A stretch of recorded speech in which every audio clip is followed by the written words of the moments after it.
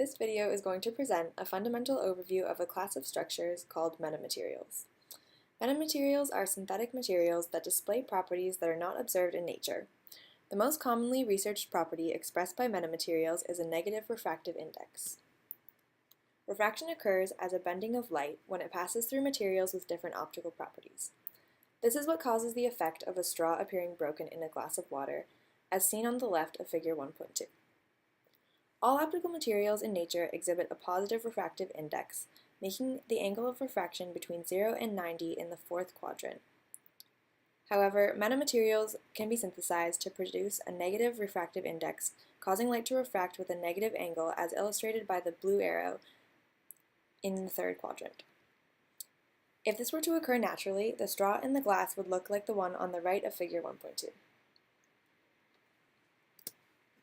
Metamaterials are made from split ring resonators, or SRRs, connected by wires to form a lattice-like structure. SRRs are very simple in structure, just a pair of enclosed rings, with splits in them at opposite ends, as illustrated in figure 2.1. The rings are made from a non-magnetic metal and have a small gap between them. The splits in the rings create a capacitance, while the rings themselves form an inductor, which creates a simple RL circuit, which you can see depicted in figure 2.2. When a magnetic flux penetrates the rings, a current is induced, which in turn creates its own flux designed to oppose or enhance the applied flux. When mounted together with a thin wire scaffold, as seen in figure 2.3, the metamaterial exhibits a negative refractive index. Permittivity and permeability, epsilon and mu respectively, are two properties that are used to describe some optical phenomena displayed by different materials.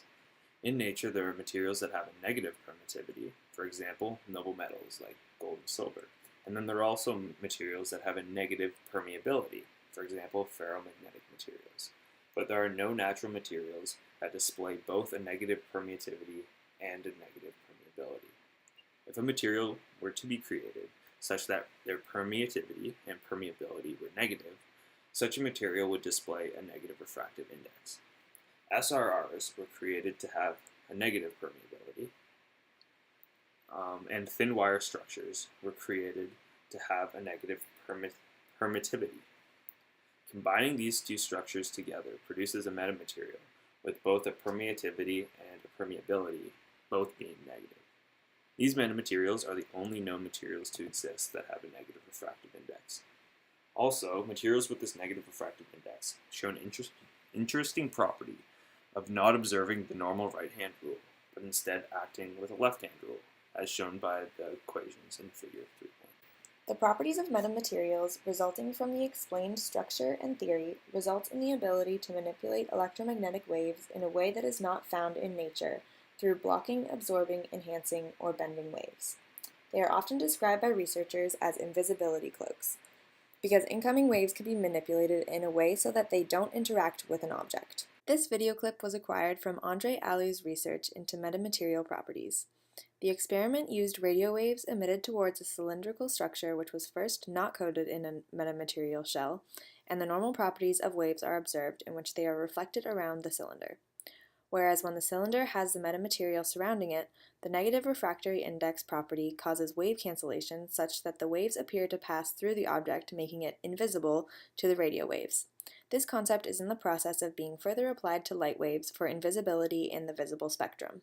And do you want to have a cloak like Harry Potter does? And this actually can be delivered in theory based on metamaterial. And cloaking can be achieved by cancellation of the electric and magnetic field generated by an object or by guiding the electromagnet wave around the object, and maybe someday the dream will come true. So in real world, the metamaterial actually has a lot of application in the world. We can find it in some normal things around us. So I'm introducing a new transparent metamaterial that can be applied on the chips in the computer.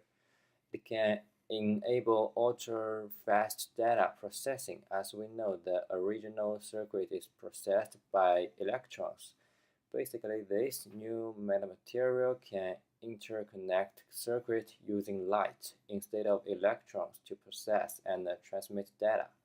As we know that the speed of electron is not as fast as the speed of the light.